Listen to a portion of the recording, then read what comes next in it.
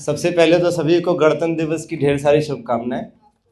वैसे ढेर सारी शुभकामनाएं मिली ही होंगी और ज़्यादा कुछ क्या ही कहें, ऐसा कुछ अनुभव नहीं है। और आज हमारा देश जिन बुलंदियों और जिन ऊंचाइयों पर है, इस ऊंचे स्थान पर खड़े होकर ये महसूस कर पा रहे हैं। और देश के साथ साथ हम भी, हमारा समाज भी और ये विश्व पूरा नई ऊंचाइयों को, नई बुलंदियों को छुए और इस देश को, इस दुनिया को ईश्वर डोनाल्ड ट्रम्प जैसे लोगों से बचाएं। ये बहुत ज़रूरी है।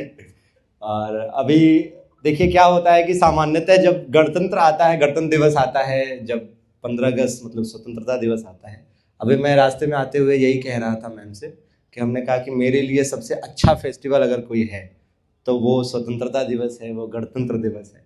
मतलब इससे अच्छा कोई और त्यौहार हमारे लिए हो नहीं सकता।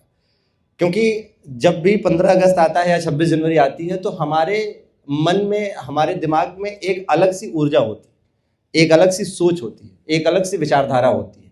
लेकिन एक अच्छे समाज, एक अच्छे देश का निर्माण तभी हो सकता है जब इस ऊर्जा, इस सोच, इस विचार को हम 365 दिन अपने ऊपर लागू करें और अपने अंदर रखें। क्योंकि सामान्यतः ऐसा होता है कि ऐसे टाइम पे लगता है कि हम देश के लिए क्या कुछ नहीं कर रहे, लेकिन फिर वही है कि इस सोच को 365 दिन लागू करने का प्रयास करना है। बाकी हमारा देश जनतंत्र है, लोकतंत्र है, स्वतंत्र है और गणतंत्र है।